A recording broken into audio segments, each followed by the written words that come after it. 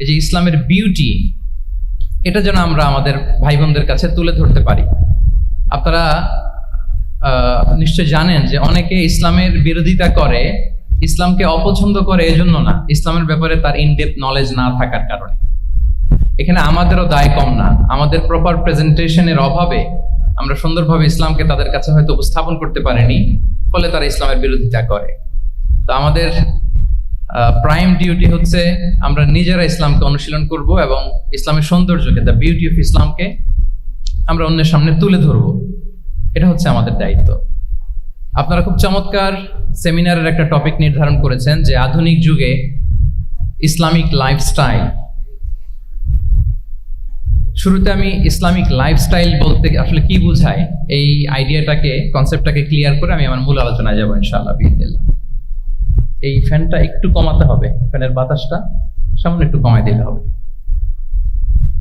খুব সহজে যদি বলি, ইসলামিক লাইফস্টাইল হচ্ছে যে লাইফস্টাইল কোরআন সুন্নাহ থেকে উৎসারিত এবং যে লাইফস্টাইল হচ্ছে এন্ডোর্সড বাই ইসলাম, যে লাইফস্টাইল আমাদের প্রিয় নবী মুহাম্মদুর রাসূলুল্লাহ সাল্লাল্লাহু আলাইহি ওয়া আলিহি ওয়াসাল্লাম তিনি নিজে লিড করে দেখিয়েছেন আমাদেরকে, এটাই হচ্ছে ইসলামিক লাইফস্টাইল। আই রিপিট, যে লাইফস্টাইল কোরআন সুন্নাহ থেকে উৎসারিত, যেই লাইফস্টাইলকে ইসলাম এন্ডোর্সড করে এবং যে লাইফস্টাইল আল্লাহ রাসূল সাল্লাল্লাহু আলাইহি ওয়া আলিহি ওয়াসাল্লাম আমাদেরকে তিনি লিড করে দেখিয়েছেন, এটা একটা কমপ্লিট প্যাকেজ, একটা হোলিস্টিক প্রজেক্ট। এখানে কাটছাট করার সুযোগ নেই, মানে পিক এন্ড চুজ করার সুযোগ নেই। আমার পুরো জীবনটাকেই ইসলামে অনুশাসন দিয়ে যদি আমরা পরিচালিত করি, ইসলামের ছাঁচে যদি সাজাই, সেটা হবে ইসলামিক লাইফস্টাইল। এখানে পিক এন্ড চুজের কোনো সুযোগ নাই। মানে মুসলিম হইলে পার্ট টাইম মুসলিম হওয়া যায় না, ফুল টাইম মুসলিম হইতে হয়। মানে জীবনের প্রতিটা অঙ্গনে ইসলামকে আমাদের প্র্যাকটিস করতে হবে, কারণ আমরা জানি ইসলাম মানে হচ্ছে complete submission to the order of Allah, to the wish of Allah. কোনো যদি, কিন্তু, তবে ছাড়া আল্লাহর আদেশের সামনে নিজেকে উজাড় করে দেওয়ার নাম হচ্ছে ইসলাম। আই রিপিট, আমি আবারও বলছি, কোনো যদি, কিন্তু, তবে ছাড়া আল্লাহর অর্ডারের সামনে নিজেকে সঁপে দেওয়ার নাম কি? ইসলাম। সবাই বলুন তো, আল্লাহর আদেশের সামনে কোনো যদি, কিন্তু, তবে ছাড়া নিজেকে সাবমিট করা, এই সাবমিসিভ অ্যাটিটিউডের নাম কি? সবাই বলুন তো। তাহলে আপনি পিক এন্ড চুজ করতে পারবেন না যে এটা আমার ভাল লাগে, এটা আমার সাথে যায়, সো আমি এটা নিলাম, এটা আমার সাথে যায় না, সো এটা থেকে আমি দূরে থাকলাম। তাইলে এটা ইসলামিক লাইফস্টাইল হলো না। এই কনসেপ্টটা কি ক্লিয়ার সবার কাছে? এটা একটা total package, it's a total project, it's a holistic programme. আপনি আপনার সুবিধা মতো এখানে কাটছাট করতে পারবেন না, নিলে পুরোটাই নিতে হবে। তো আমরা অনেকে আবার কাটছাট করি নিজের মন মতো। তাদেরকে উদ্দেশ্য করে আল্লাহ তাআলা বলছেন, আফাতুমিনুনা বিবা'দিল কিতাবি ওয়া তাকফুরুনা বিবা'দ। তোমরা কি আল্লাহর কিতাবের কিছু অংশ মানো আর কিছু অংশ তোমরা অস্বীকার করো? এটা তোমাদের পলিসি? জেনে রেখো, ওয়ার্নিং দিচ্ছেন যে তোমাদের পলিসি যদি এইটা হয়, তাহলে এই দুনিয়াতে আছে তোমাদের জন্য লাঞ্ছনা, আর আখিরাতে তোমাদেরকে শাস্তির মুখোমুখি হতে হবে। তাহলে কাটছাট করার সুযোগ নেই। আমরা যেটা করি, নামাজ, রোজা, হজ, যাকাতের মতো এই যে আনুষ্ঠানিক ইবাদতগুলো, এগুলোতে আমরা ইসলামকে খুব মানি, ইসলামের অনুশাসন মানি। কিন্তু আমাদের ব্যক্তি জীবন, পারিবারিক জীবন, সামাজিক জীবন, আমার ডিলিংস গুলো, আমার ট্রেড, আমার বিজনেস, আমার ব্যবসা, আমার বিয়ে শাদী, আমার বিহেভিয়ার, এগুলোকে অনেক সময় আমরা ইসলামের অনুশাসন অনুযায়ী মানতে চাই না। এগুলোর ক্ষেত্রে আমরা অনেক সময় ইসলামের অনুগামী হই না। এইখানে একটা ঝামেলা রয়ে গেছে আমাদের। কিন্তু মূল কথা হচ্ছে, আপনি ইসলামকে মানলে দ্য টোটাল প্যাকেজ আপনাকে মানতে হবে। এখানে কাটছাট করার কোনো সুযোগ আছে বলেন তো? আওয়াজ করে বলেন, কোন কাটছাটের সুযোগ কি আছে? কারণ কমপ্লিট প্যাকেজ, কমপ্লিট প্যাকেজ। জীবনের প্রতিটি অঙ্গনকে ইসলামের অনুশাসন দিয়ে সাজানো, বা জীবনের প্রতিটি অঙ্গনে ইসলামকে অনুশীলন করার নামই হচ্ছে ইসলামিক লাইফস্টাইল। মূলত ইসলামই একটা lifestyle. Islam is not merely a set of beliefs and rituals, rather it's a lifestyle. ইসলাম নিজেই একটা lifestyle that emphasizes justice, spirituality, integrity and modesty. আপনি যদি নিতে চান, আপনাকে পুরোটাই নিতে হবে, তাহলে কাটছাট করার সুযোগ নেই। এটা হচ্ছে প্রথম, first and foremost reminder tonight, যে ইসলাম একটা টোটাল প্যাকেজ। একটা কমপ্লিট প্রোগ্রাম, একটা হোলিস্টিক প্রোগ্রাম। এখানে পিক অ্যান্ড চুজ করতে পারবো না আমরা। আপনি যদি আমাকে ইসলামী লাইফস্টাইলের উপরেই সেমিনারে কথা বলতে বলেন, I must say you have to take the entire package, পুরোটাই আপনাকে নিতে হবে। এই আইডিয়াটা ক্লিয়ার হয়েছে আমাদের সবার কাছে? সবার কাছে ক্লিয়ার তো? তাহলে পিক অ্যান্ড চুজ করবো নাকি? শুনি নাই সবার কাছ থেকে। পিক অ্যান্ড চুজ করা যাবে? কাটসাট করা যাবে? কিছু কিছু রুলস এন্ড রেগুলেশন আমার খুব ভালো লাগে, আমার জন্য খুব সুবিধা হয়, ওইটা নিলাম, বাকিগুলা কাটসাট করে দিলাম। তার মানে সহজভাবে পার্ট টাইম মুসলিম হওয়ার কোনো সুযোগ নেই, হলে ফুল টাইম হতে হবে। কাস্টমাইজড ইসলামের কোনো সুযোগ নেই, টোটাল প্যাকেজটাকে আমার অ্যাডাপ্ট করতে হবে। এটা হচ্ছে ইসলামিক লাইফস্টাইল। তো আজকের এই সেমিনারে আমি কিছু ট্রেটস বা the core values of Islamic lifestyle আপনাদের সাথে শেয়ার করবার চেষ্টা করব, যাতে করে ব্যাপারটা আরও ক্রিস্টাল ক্লিয়ার হয় যে আসলে what is Islamic lifestyle all about. আসলে এটা কি, কিভাবে এটা আমরা অ্যাডাপ্ট করব, কিভাবে এটার সাথে নিজেকে খাপ খাওয়াবো, কিভাবে এটা আমরা প্র্যাকটিস করব।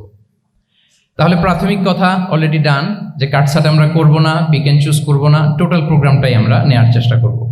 তো এখন আমরা কিছু কোর ভ্যালিউজের কথা বলবো, যেগুলো দিয়ে ইসলামিক লাইফস্টাইলের মূল ধরনটা আমাদের কাছে ক্লিয়ার হবে। ইসলামিক লাইফস্টাইলের কথা যদি আমাদেরকে বলতে হয়, প্রথম যে ট্রেট, যে ক্যারেক্টারিস্টিক্স বা ভ্যালিউর কথা আমাকে বলতে হবে, সেটা হচ্ছে দ্য কনসেপ্ট অফ হালাল অ্যান্ড হারাম। ইফ দেয়ার ইজ নো হালাল অ্যান্ড হারাম, there is no Islamic lifestyle, for sure I am telling you.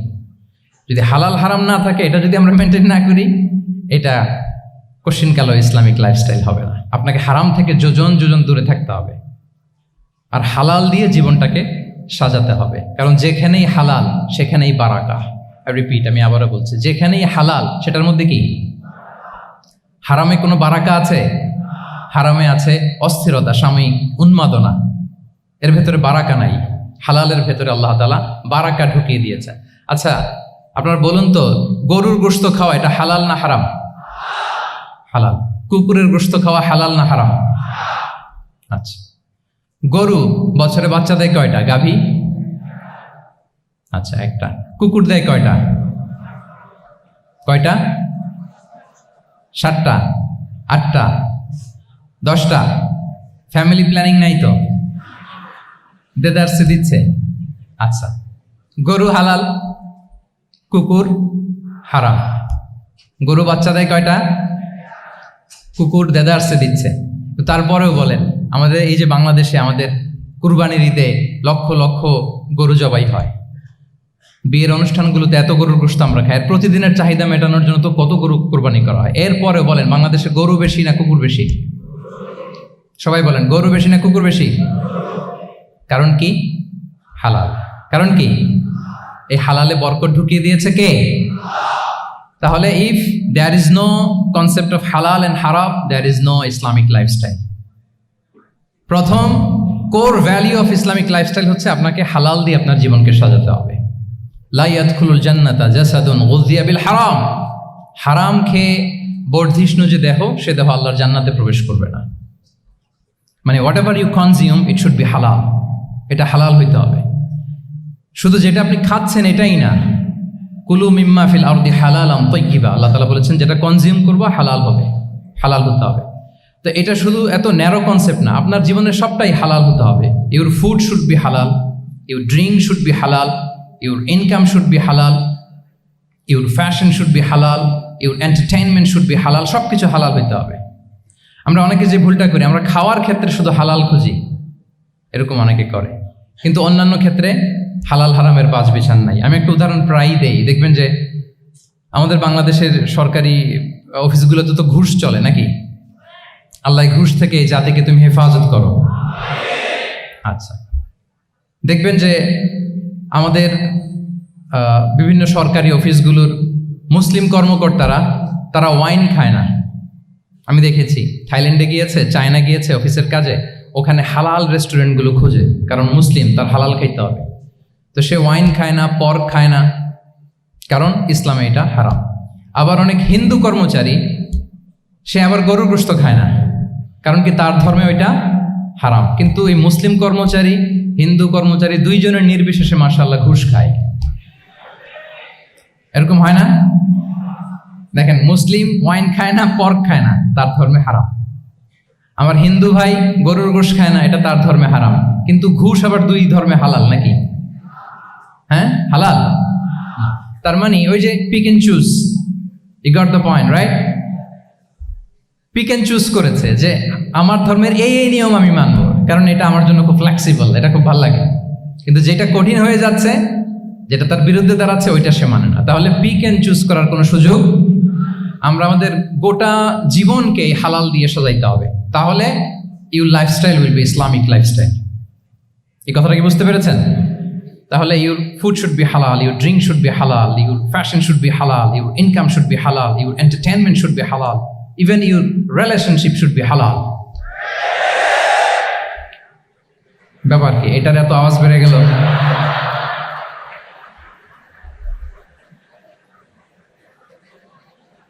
এটা কমন পড়ে গেছে নাকি? আচ্ছা বলেন, হালাল রিলেশনশিপ কোনটা বলেন? এই তো আসল জায়গায় হাত দিছি বোধহয়। আমাদের শিক্ষার্থী বন্ধুদের মধ্যে বিবাহিত আছি আমরা? হ্যাঁ, কারা কারা আছি দেখি তো।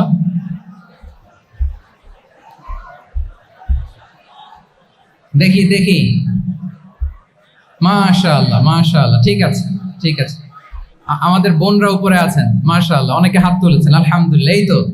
এই তো আমাদের যারা হাত তুলছেন তাদের জন্য একটা তাকবীর দেই আমরা, আল্লাহু আকবার। এই যে আপনারাই বলেছেন, আমার কোনো লিগ্যাল অপিনিয়ন দেওয়ার প্রয়োজন হচ্ছে না, যে হালাল রিলেশনশিপ হচ্ছে বিয়ে। তাহলে বিয়ের বাইরে যদি আমার কোনো রিলেশনশিপ থাকে, হালাল না হারাম? ফতোয়া দিচ্ছে কে? আমি? আপনারাই দিচ্ছেন। বলেন, বিবাহ পরবর্তী কোনো যদি এক্সট্রা ম্যারিটাল রিলেশনশিপ থাকে, এটা ইসলামে হালাল না হারাম? তাইলে pre marriage relationship, after marriage relationship, এটা শরীয়তে হারাম।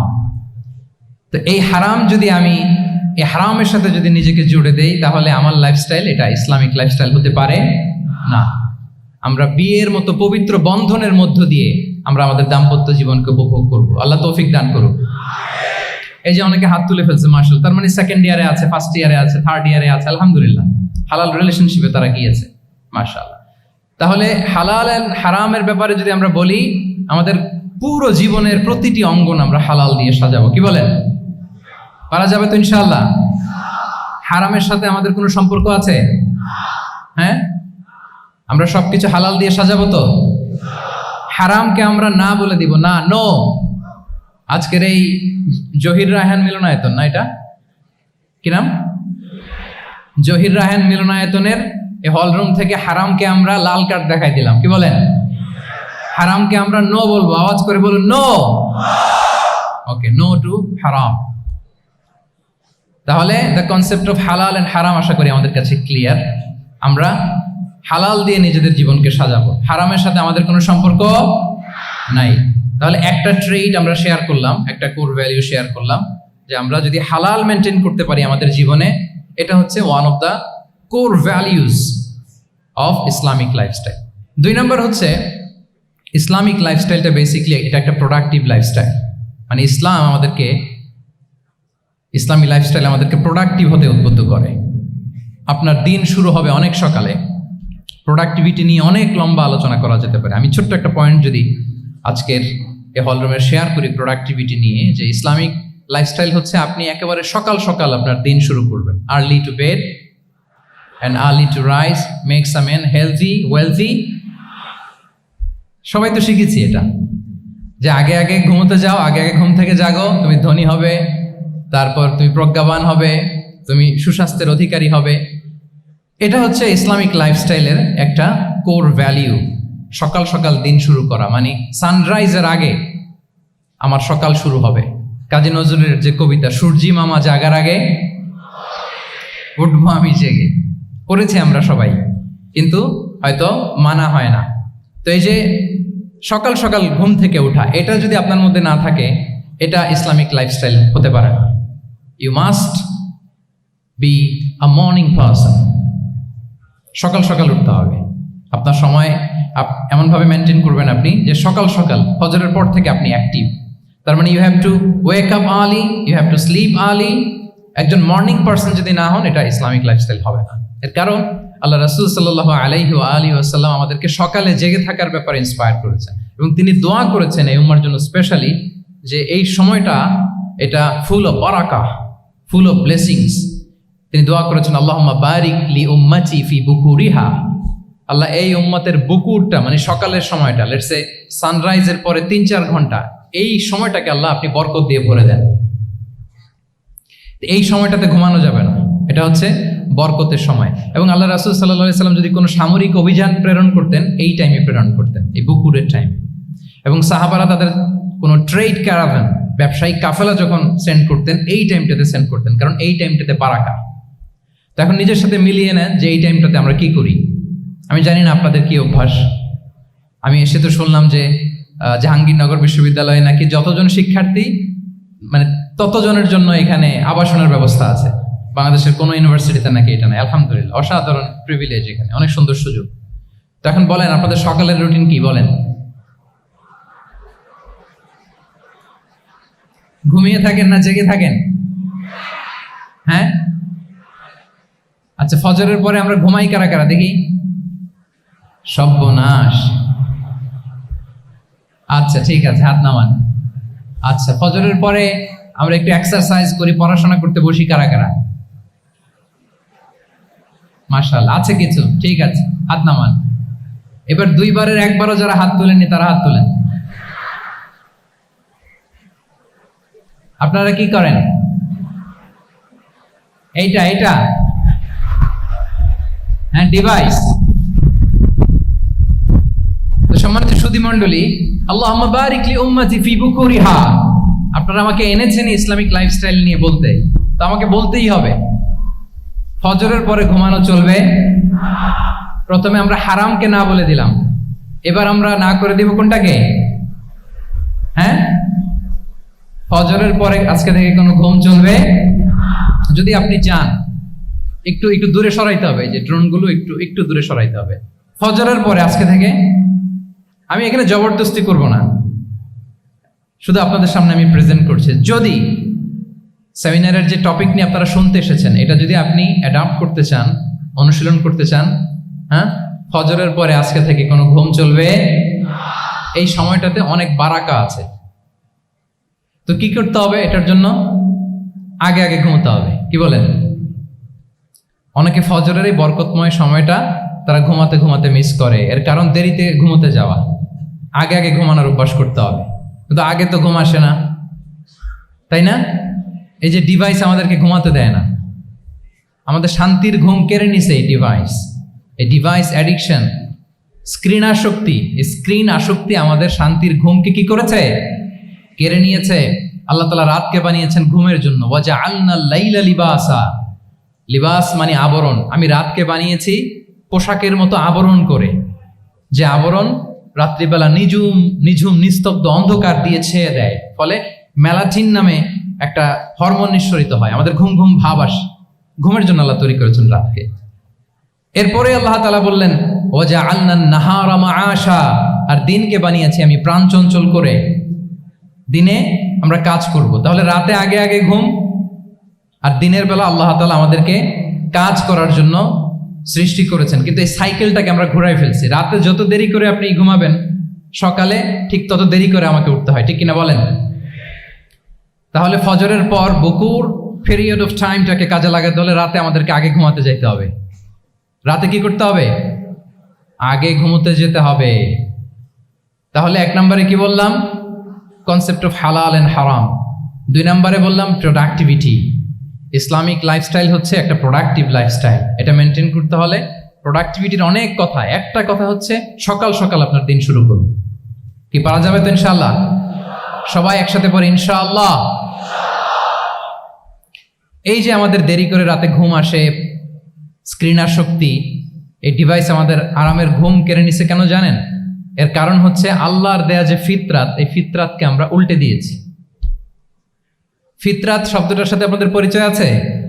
হ্যাঁ, the innate characteristics of a human being. একটা মানুষের যে ক্যারেক্টারিস্টিক্স, যে ইননেট স্বভাব দিয়ে আল্লাহ তাআলা তৈরি করেছেন, নেচার, এটাকে আরবিতে বলে ফিতরাত। এই ফিতরাতের বিরুদ্ধে কিছু করা যাবে না। ইসলামিক লাইফস্টাইল হচ্ছে ফিতরা বেসড লাইফস্টাইল। ফিতরাতাল্লাহিল্লাতী ফাতারান নাস আলাইহা লা তাবদীলা লিখালকিল্লাহ। আল্লাহর প্রকৃতির অনুসরণ করো, যে প্রকৃতি দিয়ে তিনি মানুষকে সৃষ্টি করেছেন। আর আল্লাহর সৃষ্টি কাঠামোর মধ্যে কোনো পরিবর্তন, কোনো বিকৃতি নেই। সুবহানাল্লাহ বিহামদিহি। তা আমরা এই ফিতরাতকে চেঞ্জ করে দেওয়ার কারণে এই ঝামেলা। আমরা সবাই এই ফিতরাতের উপর জন্মেছি। কুল্লু মাউলুদিন ইউলাদু আলাল ফিতরা ফাআবাওয়াহু ইউহাউবিদানি আও ইউনাসসিরানি আও ইউমাজ্জিসানি। প্রতিটি নিউ বর্ন বেবি তারা ফিতরাতের উপর জন্মায়, মানে নবজাতক সন্তান ইসলামের উপর জন্মায়। কিন্তু বাবা মা তাকে হয় ইহুদি বানায়, নাসারা বানায় বা অগ্নি উপাসক বানায়।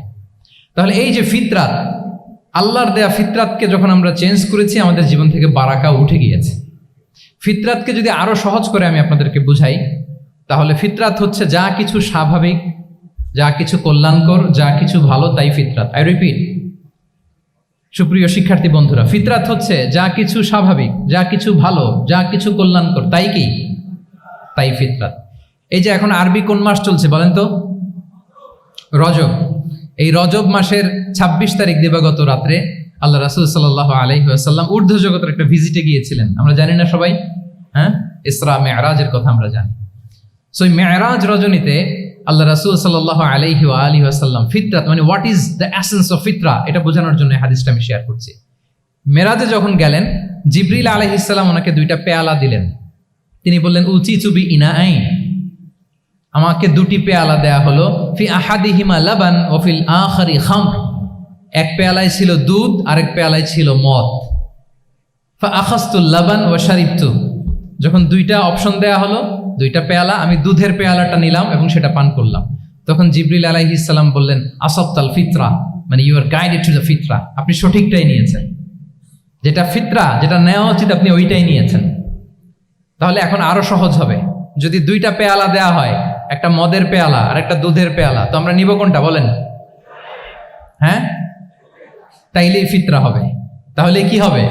তাহলে যেটা স্বাভাবিক, যেটা কল্যাণকর, যেটা আমাদের জন্য ভালো, সেটা হচ্ছে ফিতরাত। তাহলে মদের পেয়ালা, দুধের পেয়ালা, কোনটা নিব? সবাই নিব তো নাকি? আমাদের রুচির যে দুর্ভিক্ষ চলতেছে, অনেকে মদের পেয়ালাই নিয়ে নিবে। কি বলেন? আছে না একদল, তারা কি করে? ওইটা চুজ করে ফেলবে। এবার বলেন আমরা কোন পেয়ালা নিব, মদের না দুধের? আমাদের ঐতিহ্য, আমাদের রুচি, আমাদের মূল্যবোধকে ধ্বংসের যত আয়োজন দরকার সব সেটআপ চারদিকে আছে। আল্লাহর ফিতরাতকে ধ্বংস করে দেওয়ার শয়তানি সব আয়োজন আমাদের চারিদিকে। বাট আপনাকে রাইট থিংটা চুজ করতে হবে। তাহলে রাসূল সাল্লাল্লাহু আলাইহি ওয়াসাল্লামকে দুধ দেয়া হলো, মদ দেয়া হলো, তিনি নিলেন দুধের পেয়ালা। তাহলে এটা হচ্ছে ফিতরাত। এটা কি? ফিতরাত। এভাবে সব কিছু চেঞ্জ করে দেওয়া হয়েছে। সব কিছু, আমাদের লাইফস্টাইল চেঞ্জ করে দেওয়া হয়েছে, আমাদের ফুড হ্যাবিট চেঞ্জ করে দেওয়া হয়েছে, আমাদের খাদ্যাভ্যাসের মধ্যে পরিবর্তন। দেখবেন যে এখন আমরা যা খাই, আগে কিন্তু এটা খাইতাম না। এখন আমরা প্রসেসড ফুড খাই, হ্যাঁ, ফাস্ট ফুড খাই, জেনেটিক্যালি মডিফাইড যে ফুডগুলো আমরা খাই, এরপরে ল্যাব মিট, কত যে ভয়ঙ্কর। আপনারা জেনে থাকবার কথা যে ল্যাবে তৈরি মাংস দেখেছেন নাকি আপনারা?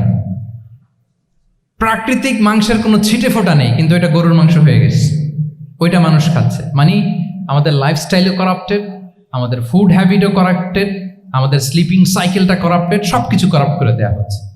এবং এটার প্রভাব পড়েছে আমাদের শিশুদের মধ্যেও। দেখবেন যে শিশুরা সবজি খেতে চায় না। আমার তো 2 মেয়ে আছে, আমি তো দেখি বাসায়, বা অনেকের কমপ্লেনগুলো আমরা শুনি। আমাদের এখনকার বাচ্চাদেরকে ভেজিটেবলস দিলে খায় না, মাছ দিলে খায় না, অর্গানিক ভালো ভালো খাবার দিলে শাকসবজি খায় না। কি খাবে জানেন? সচেস খায়, সচেস, হটডগ খায়। হ্যাঁ, ওই যে আপনি অর্ডার দিয়ে বার্গার এনে দিবেন, পিৎজা এনে দিবেন, ওইটা খাবে। তারপর ইনস্ট্যান্ট নুডলস খাবে, স্যুপ খাবে, ফ্রোজেন যত মিল আছে এগুলো খাবে, টিনজাত খাবার যেগুলো দীর্ঘদিন সংরক্ষণ করে রাখা হয়। তো বলেন, আজ থেকে 30 বছর আগে আমাদের বড়রা কিংবা আমাদের শিশুরা, আমরা কেউ কি এই খাবার খেয়েছি বলেন তো? আওয়াজ করেন, খেয়েছি কেউ? Entire system.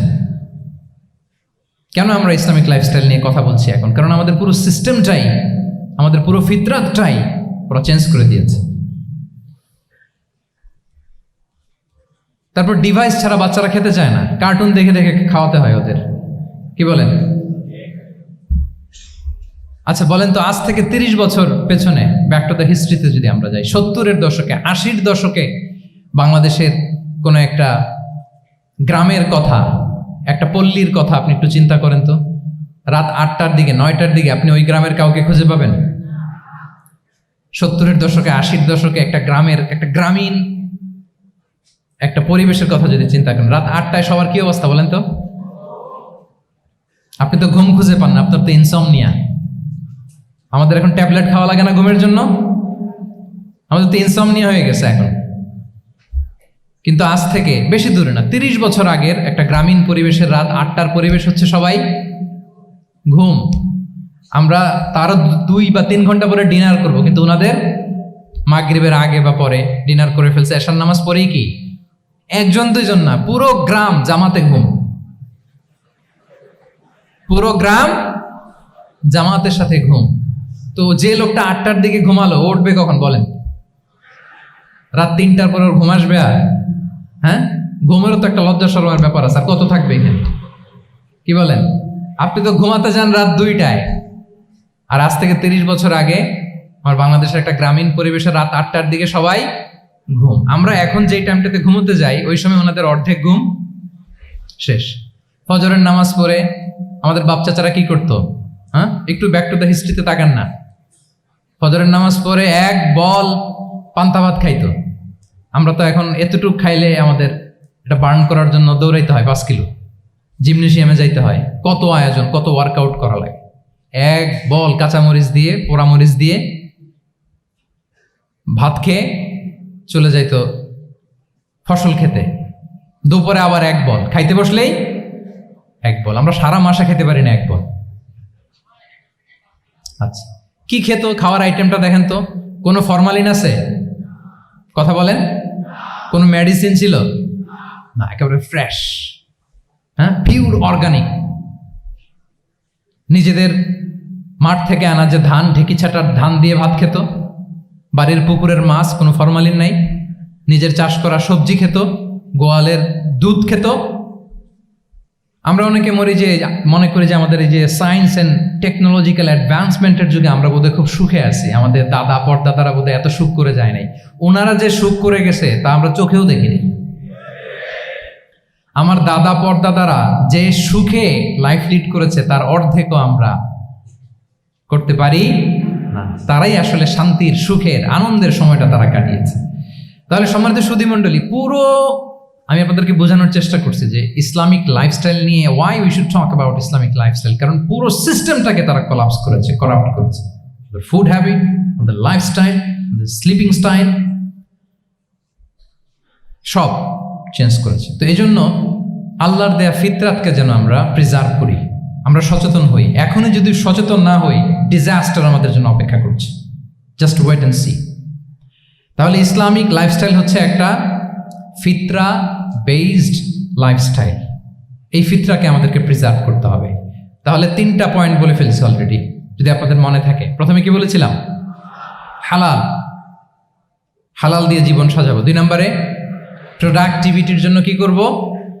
রাতে দেরি করে ঘুমাবো, তাহলে আগে আগে ঘুমাবো, ফলে আগে আগে ঘুম থেকে জেগে কাজ শুরু করব। 3 নম্বরে ফিতরা, মানে আল্লাহর দেয়া প্রাকৃতিক যে নিয়ম, মানে আলোর সাথে সাথে আমার জীবন শুরু, আলো নাই আমিও ঘুমাই পড়বো, কি বলেন? আপনি উন্নত দেশে তো তাই হয়। জাপানে আমি কয়েকবার গিয়েছি, আগে আগে ঘুমায় পড়ে। ইভেন আমেরিকাতে আমি কয়েকবার গিয়েছি, অনেক অনেক শহরে 8টার পরে সুপার শপ বন্ধ, 8টার পরে ঘুম এরা। আমরা হাঁটছি কোন দিকে? আমরা একটু নিজেদেরকে প্রশ্ন করি। তাহলে 3 নম্বর হচ্ছে ফিতরা বেসড যে লাইফস্টাইল, এটার দিকে আমাদেরকে ফিরে আসতে হবে। 4 নম্বর হচ্ছে মডেস্টি, শালীনতা। One of the core values of Islamic lifestyle. এই শালীনতা আমরা হারাতে বসেছি। মডেস্টি বললে অনেকে শুধু কাপড় চোপড় নিয়ে চিন্তা করে যে ছোট কাপড়, বড় কাপড়। Modesty is not about only clothing, but also your behaviour, your dealing, your overall character. শুধু আপনি মডেস্টি, শালীনতা বললে কাপড় চোপড় নিয়ে চিন্তা করবেন না। এটা আপনার মডেস্টি ইন ইউর স্পিচ, আপনার কথার মধ্যেও শব্দ চয়নে মডেস্টি থাকতে হবে, আপনার বিহেভিয়ারে মডেস্টি থাকতে হবে, আপনার ডিলিংসে মডেস্টি থাকতে হবে। এই শালীনতা আমরা হারাচ্ছি। তার বিপরীতে আমাদের সমাজে অশ্লীলতার প্রসার হচ্ছে, লাজুকতা হারিয়ে যাচ্ছে। লাজুকতা, লজ্জা শরম থাকা, এটা যে কত বড় নেয়ামা, যেই জাতি একবার এটা হারিয়ে ফেলে আর কোনো কিছু দিয়ে জোড়াতালি দিয়ে এটা তারা রিভাইভ করতে পারে না। এই যে ওয়েস্ট তো এখন যা যা আমাদেরকে শিখাইছে, যেটাকে আমরা স্ট্যান্ডার্ড মনে করি, আবার তারা ফিরতেছে। এই যে ডিভাইসের কথা বলছি না, আপনি অস্ট্রেলিয়ার খোঁজ খবর নেন, যারা খোঁজ নিয়েছেন তারা জানেন আন্ডার 16 কোনো বাচ্চা সোশ্যাল মিডিয়া ইউজ করতে পারে না অস্ট্রেলিয়াতে। 1 মাস অ্যাপ্লাই করে, কান্ট্রি ওয়াইড অ্যাপ্লাই করে দেখায় ফেলছে। Facebook, including Facebook, WhatsApp, Twitter, TikTok, 10টা অ্যাপস যেগুলো বাচ্চাদের মধ্যে এডিকশন নিয়ে আসে, এগুলো সব বন্ধ। জানেন এই নিউজটা? জানেন? মানে ফিরতেছে, উল্টা ফিরতেছে। এই যে শালীনতার কথা আমরা বলি, এটা হারাচ্ছে। রাসূল সাল্লাল্লাহু আলাইহি ওয়াসাল্লাম বলেন, যার শালীনতা নাই, ইযা লাম তাস্তাহি ফাসনা মা শি'তা, যখন তোমার লজ্জা শরম থাকবে না, যা মনে চায় তাই করো। শিশু মোহাম্মদ চলে গেল সেই বনু সাআদে, ছোট্ট মোহাম্মদ কাঁদে না কখন, ক্ষুধা লাগলেও কাঁদে না, ব্যথা পেলেও কাঁদে না, কিন্তু ছোট্ট মোহাম্মদের প্রাইভেটসের জায়গা থেকে কাপড়টা যখন সরে যেত, শিশু মোহাম্মদ কেঁদে দিত। সুবহানাল্লাহ, শালীনতা। ইযা লাম তাস্তাহি ফাসনা মা শি'তা। রাসূল সাল্লাল্লাহু আলাইহি ওয়াসাল্লাম বলেছেন, যদি তোমার লজ্জা শরম না থাকে, লজ্জা শরমের মাথা যদি তুমি খাও, তুমি সব করতে পারবা, তোমাকে দিয়ে সব সম্ভব। তাহলে এই শালীনতা, এটা অনেক বড় নেয়ামা। সম্মানিত বন্ধুরা, আজকে দিনকে দিন আমাদের সমাজ থেকে শালীনতা হারিয়ে যাচ্ছে, লাজুকতা হারিয়ে যাচ্ছে। নারী পুরুষ উভয় দিক থেকে, বিশেষ করে আমাদের বোনদেরকে টার্গেট করা হয়েছে। নারীদেরকে, আমাদের বোনদেরকে, তাদেরকে প্ররোচিত করা হচ্ছে, তাদের সামনে আইডিয়া হাজির করা হচ্ছে যে নারী যত বেশি নগ্ন হতে পারে সে তত বড় সাহসী নারী। বলেন, আমাদের সমাজে পত্রপত্রিকা আপনারা দেখেন না এটা? যে নারী নিজেকে যত এক্সপোজ করবে সে তত বড় কি সাহসী নারী, এই তকমা তাকে দেয়া হচ্ছে। এটা টোটাল কমপ্লিট শয়তানের একটা মিশন। শয়তানের প্রথম মিশন হচ্ছে বনি আদমকে বিবস্ত্র করা। কি করা?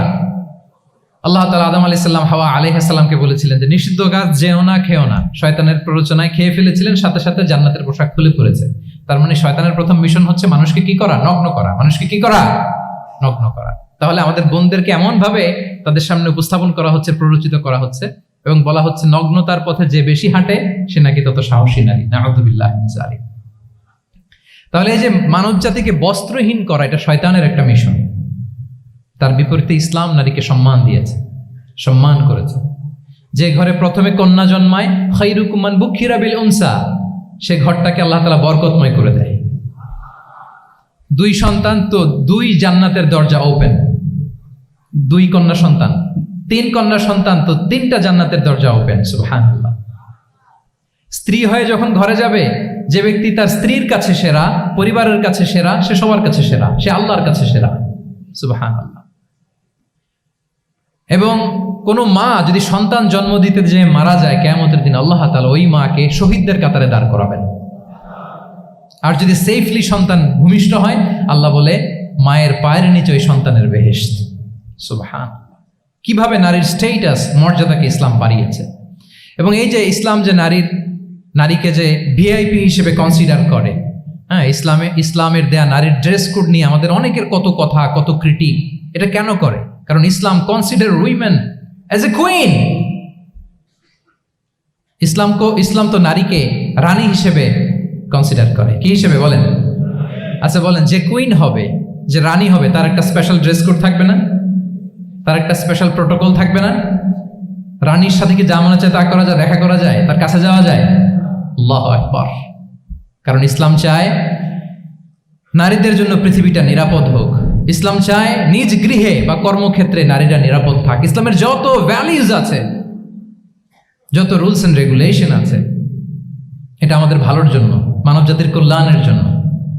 তাহলে এই অশ্লীলতা থেকে আমাদের যোজন যোজন দূরে থাকতে হবে। If you talk about Islamic lifestyle, আমাদেরকে শালীনতা, মডেস্টি ফিরিয়ে আনতে হবে। You have to maintain modesty. আমি যদি আরো ডিপে যাই, দেখেন এই যে প্রত্যেকের হাতে এক একটা করে পর্ন হাব হয়ে গেছে, হয়েছে না? পর্নোগ্রাফির শয়লাভ, বিকৃত যৌনাচারের শয়লাভ। এখন নতুন নামে, নতুন মোড়কে, LGBT নামে আমাদের সমাজে নানা মোড়কে আমাদের সামনে উপস্থাপন করা হচ্ছে। শুনেছেন না এগুলো? আপনারা নাম শুনেছেন? এই যে ট্রান্সজেন্ডারিজম, নাম শুনছেন না? নিজের দেহ কাটাকাটি করে দিব্যি পুরুষ, 4 সন্তানের বাবা, এখন হঠাৎ করে বলে যে আমি মনে মনে নারী, তো সোসাইটি যেন আমাকে নারী স্বীকৃতি দেয়।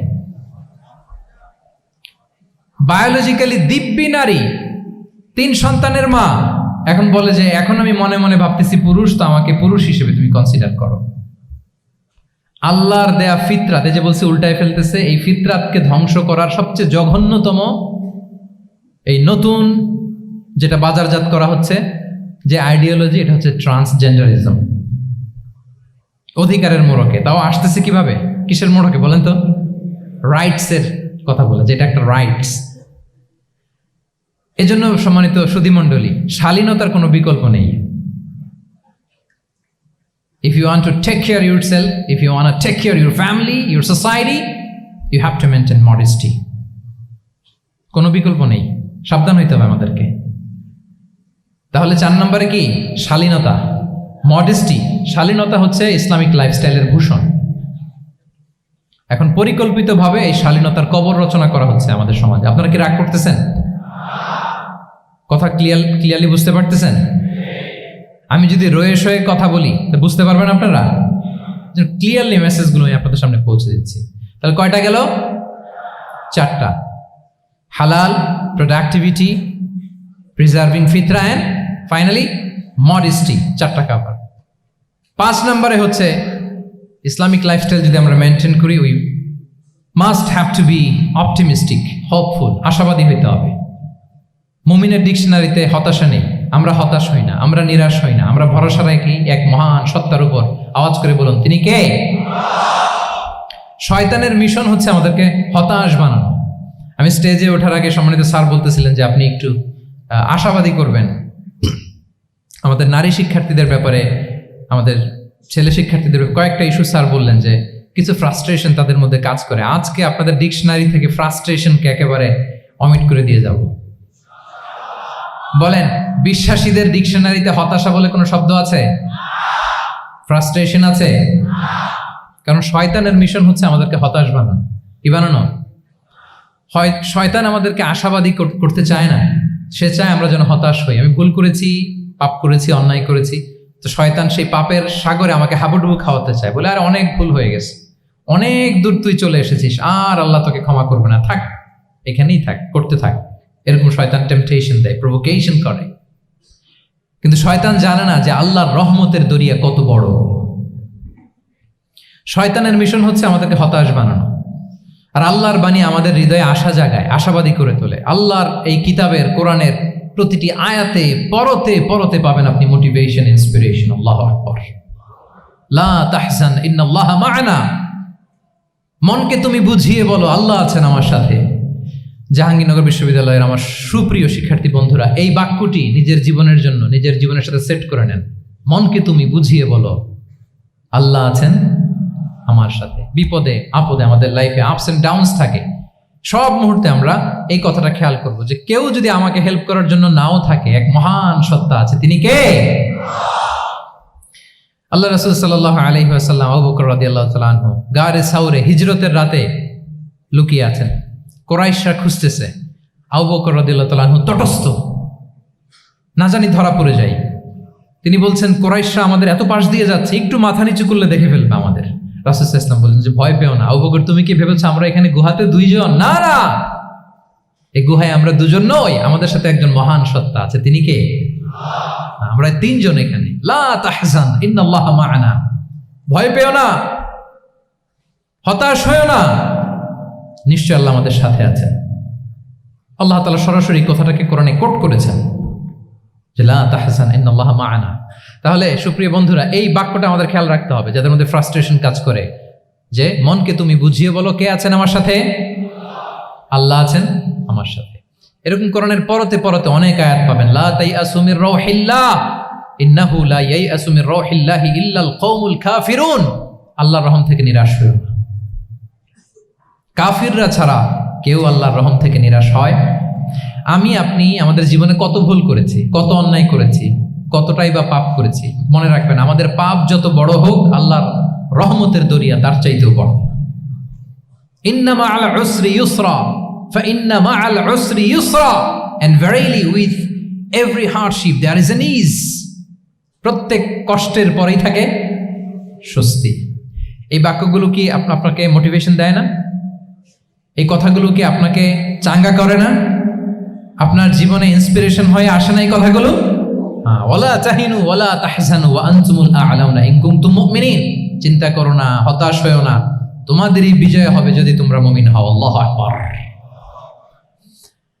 তাহলে আপস এন্ড ডাউনস থাকবে, এবং মুমিন জীবনে তো হতাশা থাকবেই না। কারণ আমার জীবনে যদি কোনো কষ্টের ঘটনা ঘটে, এটার জন্য আমি রিওয়ার্ড পাবো। আমি যদি অসুস্থ হই, আমার প্রত্যেক অসুস্থতার কারণে আমার পাপ মোচন হয়। সুবহানাল্লাহ পড়েন। আপনার জ্বর হয়েছে, এই জ্বরের কারণে আল্লাহ আপনার গুনাহ মাফ করবে। আপনি ব্যথা পেয়েছেন, অসুস্থ হয়েছেন, আল্লাহ তাআলা গুনাহ মাফ করে দিবে। তাহলে হতাশার কোনো সুযোগ আছে বলেন? না। মুমিন জীবনে হতাশার কোনো সুযোগ নেই। রাসূল সাল্লাল্লাহু আলাইহি ওয়াসাল্লাম বলেন, মা ইউসিবুল মুসলিমা মিন নাসাব ওয়ালা ওয়াসাব ওয়ালা হাম্মিন ওয়ালা হুজনিন ওয়ালা আযান ওয়ালা গাম্মিন হাত্তা শাওকাতি ইউশাকুহা ইল্লা কাফারাল্লাহু বিহা মিন খাতায়া।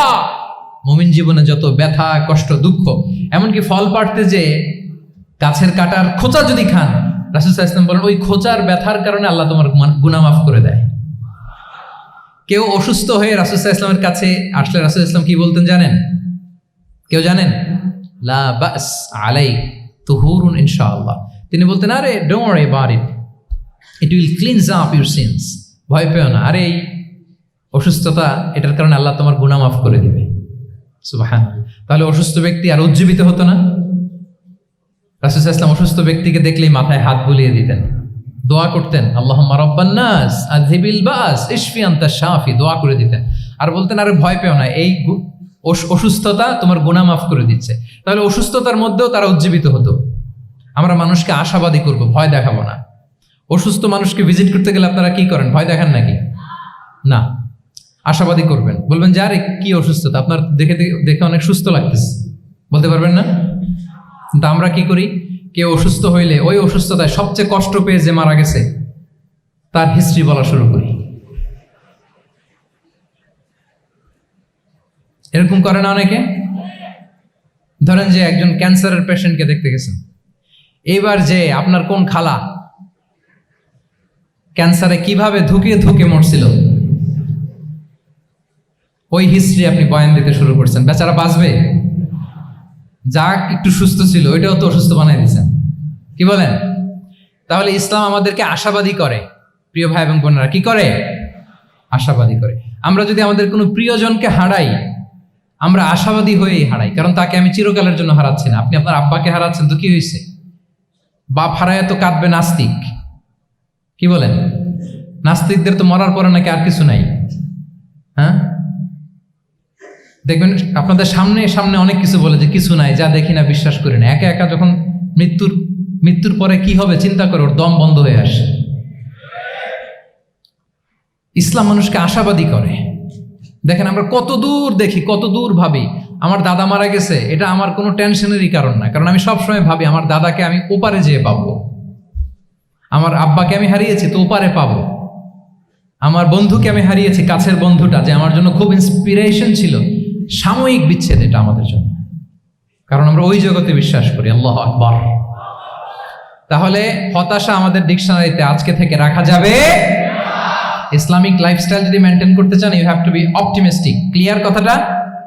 আচ্ছা, এরপরে গ্রেটফুলনেস, 6 নাম্বার। গ্রেটফুলনেস, আপনাকে কৃতজ্ঞ হইতে হবে, শুকরগুজার হইতে হবে। আমরা অনেকে কমপ্লেইন করি খুব বেশি, না এটা ভুল। সম্মানিত সুধীমণ্ডলী, be grateful with what you have. যা আছে এটা নিয়ে শুকরগুজার হন, আপনার জীবনটাকে আল্লাহ সুন্দর করবে। তাহলে কমপ্লেইন করবো না, আমরা শুকরগুজার হব। রাসূল সাল্লাল্লাহু আলাইহি ওয়াসাল্লাম বলেছেন, তোমার চেয়ে যে খারাপ অবস্থানে আছে তার দিকে তাকাও, যে ভালো আছে তার দিকে তাকিও না। হ্যাঁ, যে ভালো আছে তার মতো আপনি হওয়ার চেষ্টা করবেন। আপনার গোল থাকবে। I am not talking about the goals and plans. Your plan and goal should be bigger and bigger. But আপনি ও খুব ধনী, ও খুব ভালো আছে, এটা দেখে কষ্ট পাবেন না। কারণ আপনি খেয়াল করেন যে আপনার চেয়ে অনেক খারাপ অবস্থানে আছে অনেকে, ওর দিকে তাকালে দেখবেন যে আপনার আর খারাপ লাগতেছে না। শেখ সাদি রাহিমাহুল্লাহ, বিখ্যাত কবি, নাম শুনেছেন না? ওনার একবার পায়ে দেওয়ার মতো জুতা ছিল না। কি ছিল না? সবাই বলুন, কি ছিল না? জুতা। তো উনি একবার রাস্তা দিয়ে হাঁটতেছেন, হঠাৎ দেখেন এক লোকের দুইটা পাই নাই। কি নাই? শুকর গুজার হলেন, চিৎকার করে বললেন আলহামদুলিল্লাহ, যে আল্লাহ অনেক ভালো আছি, আমার জুতা নাই এজন্য মন খারাপ, ওর তো পাই নাই। হ্যাঁ, এজন্য বেঁচে যে আছি এজন্যই আলহামদুলিল্লাহ। লা ইন শাকারতুম লা আযীদান্নাকুম ওয়া লা ইন কাফারতুম ইন্না আযাবি লাশাদীদ। আল্লাহ বলেন, যদি শুকরিয়া করো, শুকরগুজার হও, আমি আল্লাহ নিয়ামত বাড়িয়ে দেব। যদি না শুকরি করো, জেনে রাখো আমার শাস্তি কঠিন। তাহলে বেঁচে যে আছি এজন্যই কি পড়া উচিত? জাহাঙ্গীরনগর বিশ্ববিদ্যালয়, আওয়াজ করেন, বেঁচে যে আছি এজন্য কি পড়বো? আপনি যে অবস্থানে থেকে খুশি না, ভাল লাগে না আপনার, যে হায় রে আমি তো লুজার, আমার কিচ্ছু নাই, আপনার এই অবস্থানে পৌঁছাটা অনেকের জন্য স্বপ্ন। মানে যেটা পেয়ে আপনি হ্যাপি না, কতটুকু হইতে পারাটা অনেকের কি স্বপ্ন। আপনাকে যদি জিজ্ঞেস করি, ভাই কি চান, কি লাগবে বলেন, কি চান? তা আপনি বলবেন যে শেখ, আমি ধনী হইতে চাই, আমার একটা ব্রাইট ক্যারিয়ার চাই, আমি টাকা চাই, আমি খ্যাতি চাই, আমি ক্ষমতা চাই, এটা চাই। কত যে চাওয়ার ফিরিস্তি আমাদের। আপনি একটু একটা ক্যান্সার হসপিটালে জানতো, ক্যান্সারের 3rd স্টেজে চলে আসছে, ধুকে ধুকে লাস্ট স্টেজে চলে আসছে। আপনার তো অনেক কিছু চাই, আপনি ওকে একটু জিজ্ঞেস করেন যে ভাই আপনি কি চান? ও টাকা চায় না? ক্যান্সারের রোগী টাকা চাবে? খ্যাতি চাবে? ব্রাইট ক্যারিয়ার চায়? সে কি চায় বলেন তো একটু? সে একটু বাঁচতে চায়। যে ভাই তুমি কি চাও? বলবে আমি কিছু চাই না, একটু বাঁচতে চাই। বার্ন ইউনিটে যদি কখনো যাওয়ার সুযোগ হয়, দেখবেন যে চিৎকার করে তারা, এত কষ্ট, এই দহনের কারণে এত কষ্ট, তারা চিৎকার করতে থাকে হসপিটালকে কাঁপিয়ে। আপনি ওকে একটু জিজ্ঞেস করবেন, ভাই কি চাও? বলেন তোর চাওয়াটা কি? ও শুধু বাঁচতে চায়, কিন্তু ওই বেঁচে থাকা নিয়ে তো আমাদের কোনো ফিলিংসই নাই। আমরা যে বেঁচে আছি এটা যে শুকরগুজার হওয়ার অনেক বড় একটা কারণ, আমরা এরকম করে ভাবিই না।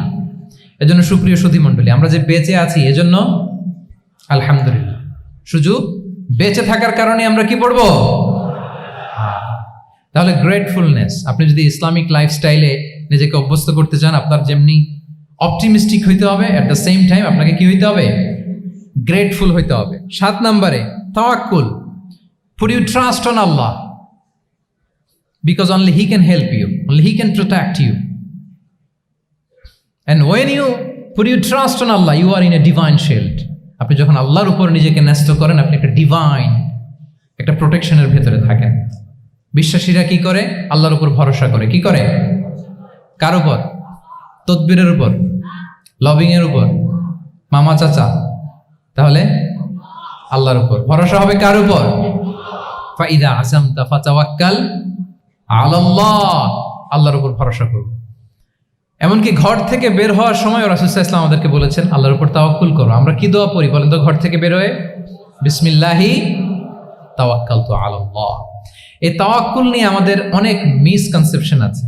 আমাদের মধ্যে একটা প্রবণতা আছে, অনেকে বলে যে যা হবে হবে, আল্লাহ ভরসা। বলে যে যা হবে হবে, কি ভরসা? কথা বলতে হবে তো আমার সাথে। আপনার কি বোরিং হচ্ছেন? ওরে আল্লাহ, অনেক রাত হয়ে গেছে, তো শেষ করে দেই তাহলে। আর কয়েক মিনিটের মধ্যে শেষ করবো ইনশাআল্লাহ। তাহলে অনেকের মধ্যে একটা প্রবণতা আছে, তারা বলে যে যা হয়েছে হয়েছে, কি ভরসা?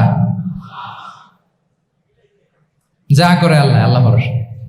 এটা it's not the concept of tawakkul. এটা তাওয়াক্কুল নয়। ইসলামে tawakkul is always at the second step. The first step is you revert. প্রথমে আপনি চেষ্টা করবেন, এরপরে আপনি আল্লাহর উপর তাওয়াক্কুল করুন। কিছু না করে যদি বলেন আমি আল্লাহ ভরসা, এটা আল্লাহ ভরসা হয়েছে? এটা আপনার মন গড়া একটা কথা হয়েছে, কিন্তু এটা তাওয়াক্কুল হয়? আমাদের অনেকে অলসতা, অকর্মণ্যতা, অপারগতা, হীনমন্যতা, এগুলোর তাওয়াক্কুল বানায় ফেলেছে। হাত গুটায় বসে থাকবে, কাজ করবে না, অলস, আর বলে কি আল্লাহ ভরসা। রিজিকের মালিক আল্লাহ। কিছু করবে না আর বলে আল্লাহ ভরসা। প্রিয় ভাইরা, রাসূল সাল্লাল্লাহু আলাইহি ওয়াসাল্লাম তিনি অলসতা, অকর্মণ্যতা, হীনমন্যতা, কাপুরুষতা, ভীরুতা এগুলো থেকে আল্লাহর কাছে পানাহ চেয়েছেন।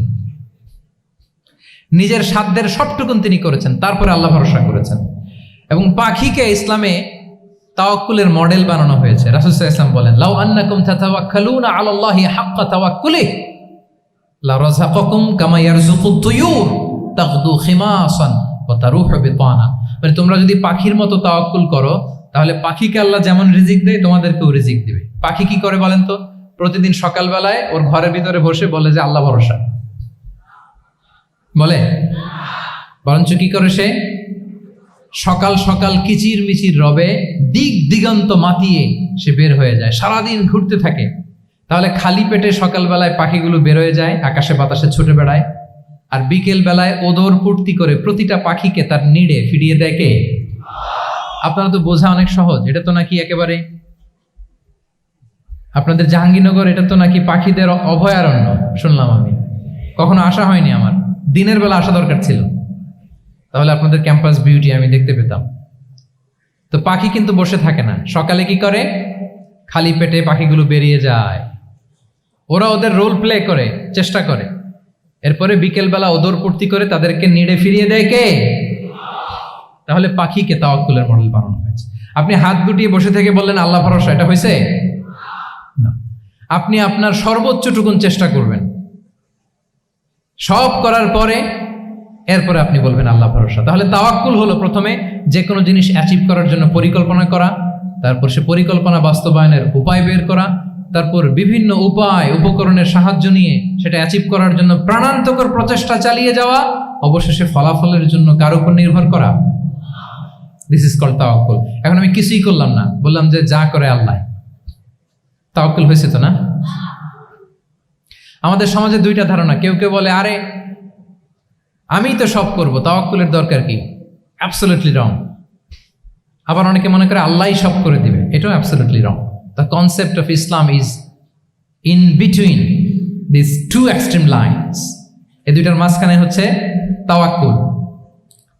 তাহলে তাওয়াক্কুলের মেকানিজম হচ্ছে আমার সাধ্যের সবটুকুন আমি করব, তারপরে আল্লাহর সাহায্য আসবে, সেজন্য আমি তাওয়াক্কুল করব। আপনারা মুসা আলাইহিস সালামের ঘটনা জানেন। উনি যখন বনী ইসরাইলকে নিয়ে লোহিত সাগরের সামনে আসলেন, ফেরাউন তার সৈন্য নিয়ে ধাওয়া করলো, আল্লাহ তাআলা সাথে সাথে কি রাস্তা বানাই দিলেন নাকি? সাগরের মাঝখানে না। আল্লাহ বললেন আনিদ্রিব বিআসাকাল বাহর, লাঠি দিয়ে একটা বাড়ি মারো সাগরে। মুসা আলাইহিস সালাম বাড়ি না মারলে তো আল্লাহ রাস্তা বানাতে পারতেন না, না পারতেন না? পারতেন, কিন্তু এটা তাওয়াক্কুলের মেকানিজম নয়। ওনাকে বলেছেন বাড়ি মারো, উনি লাঠি দিয়ে বাড়ি মারলেন, বিশাল রাস্তা হয়ে গেল। মারিয়াম আলাইহিস সালাম যখন ঈসা আলাইহিস সালামকে ডেলিভারি করলেন, ক্লান্ত শ্রান্ত ক্ষুধার্ত, কি খাবেন? আল্লাহ তাআলা বললেন ওয়াহুজ্জি ইলাইকি বিজিযইন নাখলাতি তুসাকিত আলাইকি রুতাবান জানিয়া। মানে মারিয়াম একটু কষ্ট করে উঁচু হয়ে পাশে একটা খেজুর গাছ আছে, ওটা ডাল ধরে টান দাও, টসটসে পাকা খেজুর পড়বে নিচে, ওটা খাও। উনি টান না দিলে আল্লাহ এমনি অটোমেটিক্যালি পাঠাতে পারতেন না খেজুর? আল্লাহ পাঠাননি। তাহলে এই পৃথিবীর সিস্টেম হচ্ছে আপনাকে কষ্ট করতে হবে, আপনার রোলটা আপনাকে প্লে করতে হবে। ইসলামে tawakkul is always at the second step, the first step is your effort. আপনাকে চেষ্টা করতে হবে, তারপরে আপনি তাওয়াক্কুল করবেন, তাহলে এটা প্রপার তাওয়াক্কুল হবে। তাহলে এখন থেকে হাত গুটিয়ে বসে থেকে আল্লাহ ভরসা বলবেন? আমরা এটা ভুল করে ফেলি। রাসূল সাল্লাল্লাহু আলাইহি ওয়াসাল্লাম, ওনার কাছে আল্লাহর সাহায্য আসতো, জিবরিল আলাইহিস সালাম আসতো, তারপরেও কখনো তিনি নিজের ভাগ্য আল্লাহর হাতে ছেড়ে দিতেন না। আমাদের মতো যা করে আল্লাহ ভরসা বলে কখনো নিজের ভাগ্য আল্লাহর হাতে ছেড়ে দিতেন, বরং নিজের সাধ্যের সবটুকুন দিয়ে তিনি চেষ্টা করতেন, তারপর তিনি ভরসা করতেন কার উপর? আপনি হিজরতের ঘটনাটা দেখেন। আল্লাহ যেদিন বললেন যে আজ রাতেই তুমি আর আবু বকর হিজরত করো, রাসূল সাল্লাল্লাহু আলাইহি ওয়াসাল্লাম ওই দিন দুপুরবেলা আবু বকর রাদিয়াল্লাহু তাআলা আনহুর ঘরে গেলেন। তিনি কখনো দুপুরবেলা বেরোন না, তিনি কখনো মাস্ক পরে বেরোতেন না। সেদিন তিনি মাস্ক পরে বেরোলেন, খারাজা মুতাকান্নিয়ান, মুখ ঢেকে বেরোলেন। আবু বকর রাদিয়াল্লাহু তাআলা আনহুর ঘরে যেয়ে বলেন, আবু বকর আখরিজ মান ফিল বাইত, ঘরে যারা আছে বের করে দাও, প্রাইভেট আলাপ আছে। আবু বকর রাদিয়াল্লাহু তাআলা আনহু বলেন, ইয়া রাসূলুল্লাহ, আসমা আর আয়েশা একজন তো আপনার পরিবার, আর একজন তার বোন, আমরাই তো, বলেন রাসূল সাল্লাল্লাহু আলাইহি ওয়াসাল্লাম আশ্বস্ত হলেন, বললেন যে আজ রাতেই আমরা হিজরত করব। আজ রাতেই। মক্কা থেকে মদিনা হচ্ছে উত্তর দিকে, কোন দিকে?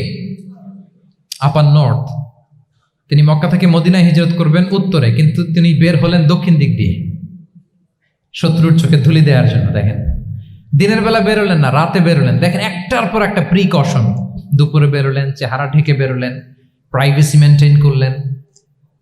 ডেস্টিনেশন এদিকে, বের হলেন এই দিক দিয়ে, সবার চোখের অন্তরালে তিনি বের হলেন।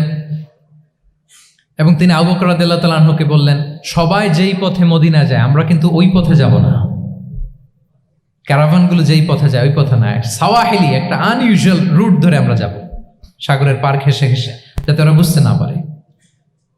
এই জন্য আবু বকর রাদিয়াল্লাহু তাআলা আনহু একজনকে ভাড়া করলেন, আব্দুল্লাহ ইবনে উরাইকেত নামে, যে আনইউজুয়াল রাউটটা চিনে, যে সাগরের পাশ ঘেঁষে চলে যাওয়া পথ দিয়ে মক্কা থেকে রাসূল সাল্লাল্লাহু আলাইহি ওয়াসাল্লামকে মদিনায় পৌঁছায়।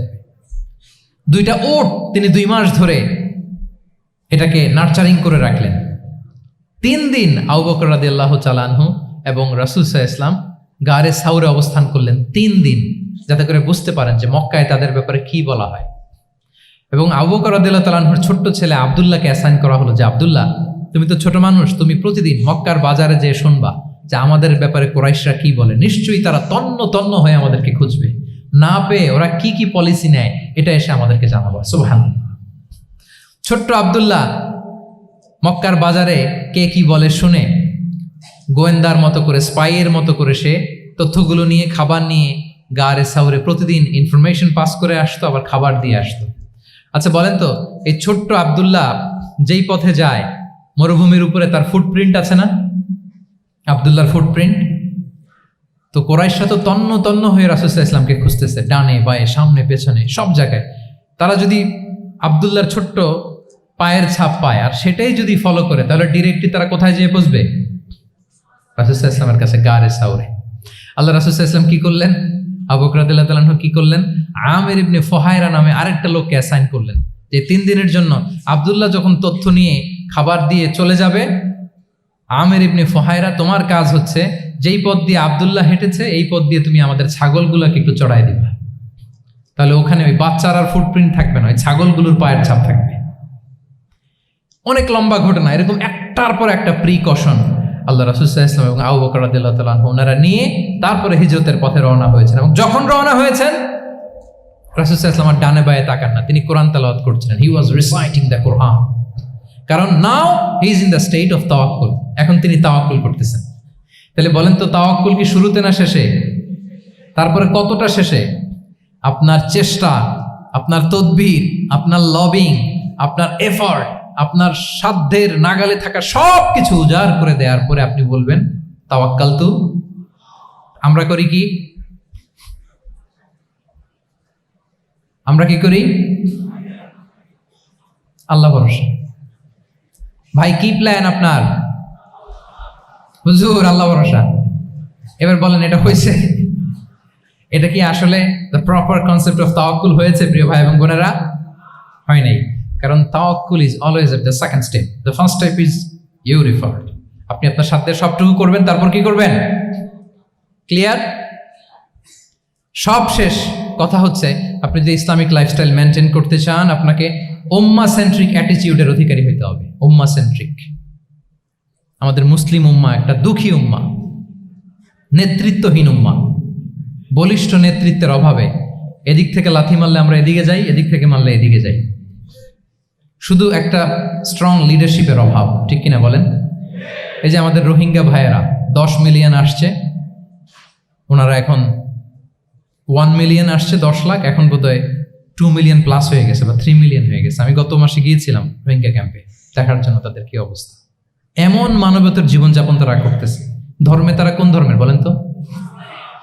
আমাদের ভাই, আমাদের বোনেরা, তাদের কোনো সলিউশন নাই। কাশ্মীরের ভাই বোনদের কি অবস্থা দেখেন তো। আর গাজার অবস্থা নাই বা বললাম।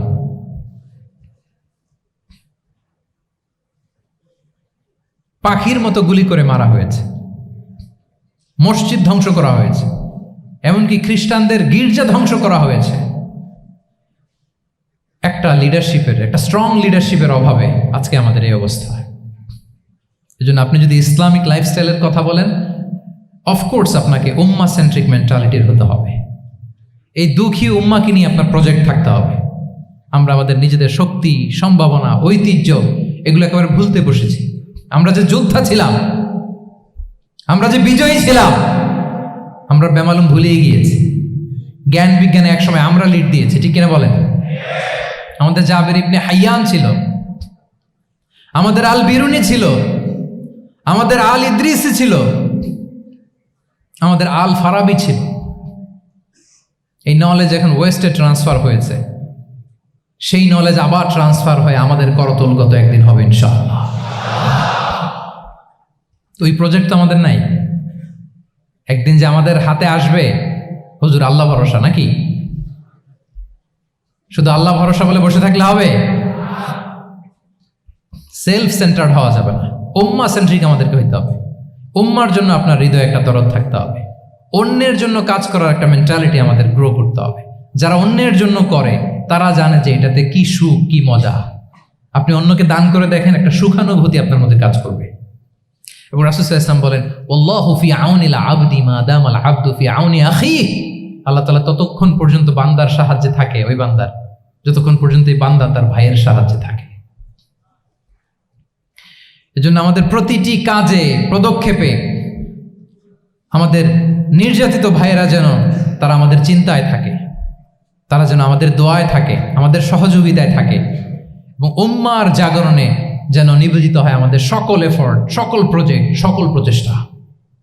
কি পারা যাবে কিনা বলেন? উম্মার জন্য এরকম স্যাক্রিফাইসিং মেন্টালিটি আমাদের থাকার দরকার আছে না নাই বলেন? তাহলে উম্মা সেন্ট্রিক মেন্টালিটি আমাদের করতে হবে সম্মানিত সুধী মণ্ডলী। তাহলে ইসলামিক লাইফস্টাইল নিয়ে যদি আমরা কথা বলি, আমাদের উম্মা সেন্ট্রিক হওয়ার কোনো বিকল্প নাই। আমি যদি পুরো আলোচনার সামারি করি, তাহলে বলতে হবে, শুরুতে আমি যেটা বলেছিলাম যে এখানে পিক অ্যান্ড চুজ করে ইসলামিক লাইফস্টাইল অ্যাডাপ্ট করার আমাদের কোনো সুযোগ, মনে আছে যে কথা দিয়ে শুরু করেছিলাম? পিক অ্যান্ড চুজ করা যাবে মন মতো? না, পুরোটাই মানতে হবে। এবং মোস্ট লাইকলি 8টা core values of Islamic lifestyle আমি আপনাদের সাথে শেয়ার করেছি। একটু যদি রিকল করি, 1 নম্বরে কি বলেছিলাম বলেন তো? হালাল মেনটেন করতে হবে, হারামের সাথে আমাদের কোনো সম্পর্ক। 2 নম্বরে প্রোডাক্টিভিটি। 3 নম্বরে ফিতরা বেসড লাইফস্টাইল হতে হবে। 4 নম্বরে মডেস্টি। 5 নম্বরে হতাশ হওয়া যাবে না, মনকে তুমি বুঝিয়ে বলো আল্লাহ আছেন আমার সাথে, অপটিমিজম। তারপরে আল্লাহর উপর ভরসা করা, গ্রেটফুলনেস। 7 নম্বরে কোনো কিছু না করে,